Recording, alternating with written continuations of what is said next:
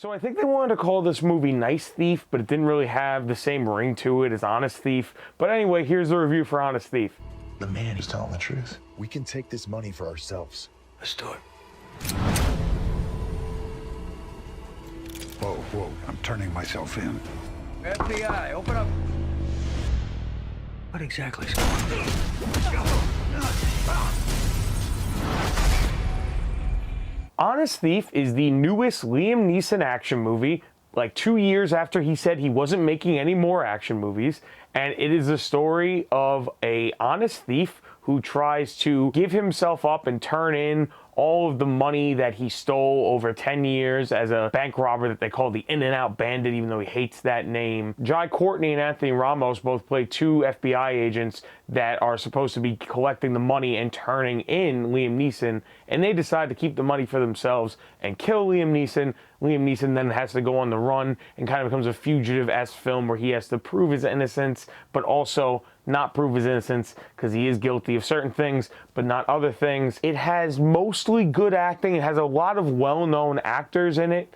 Jai Courtney, Liam Neeson, Anthony Ramos, Jeffrey Donovan, Robert Patrick, Kate Walsh. There's some very good actors in this movie. It has a very big cast. This film is very interestingly shot. The action, for the most part, is shot pretty well. You completely understand what's going on in every scene, so it doesn't have a lot of that shaky, I don't really know what's going on, they're just showing me a lot of things. They have a lot of fast cutting, but it works for what they're going for. This film has probably the weirdest plot of any Liam Neeson action movie. So he's a thief that's stolen $9 million over 10 years. He hasn't spent a dime. He never really did it for the money. He has a reason. I don't want to get into it. I know Liam Neeson has had some weird action movies recently. Not all of the plots really make a hell of a lot of sense. But this one feels like a 1995 film that would have starred like Tom Berenger and not a Liam Neeson film. Like I said, it's shot pretty well. I didn't really like the establishing shots. The establishing shots when they would go to a scene and they would show you the location, sometimes they were on like canted angles and they were hard to really tell where they were supposed to be because they'd be showing like 4 different buildings and then they'd be in a hospital and I'm like, that didn't look like a hospital. Some of the FBI agents are extremely cartoony. Jai Courtney is like a cartoon villain. If he had a Snidely Whiplash mustache, he would be a cartoon. It's the only thing he was missing. Anthony Ramos kind of feels like he's in a different movie. And Jeffrey Donovan, who is the star of Burn Notice, who I am a fan of, his whole character is characterized by he has a little dog with him because he won that in the divorce.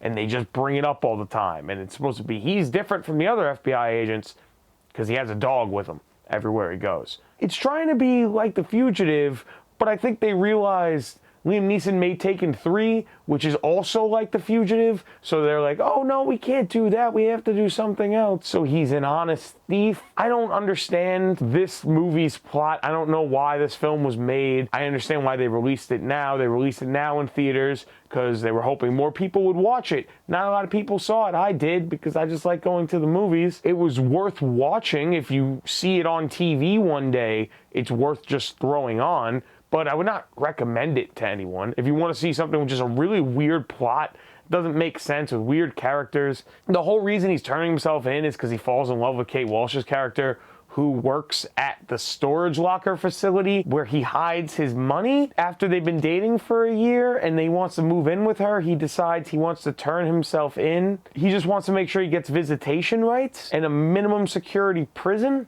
It's really weird. I don't know what they were going for. I would not recommend this movie. It's a 4.9 out of 10. All right, guys, that was my review. Please do me a favor and subscribe. Share this with anyone you know that has ever seen anything in it with Liam Neeson. That's all I ask.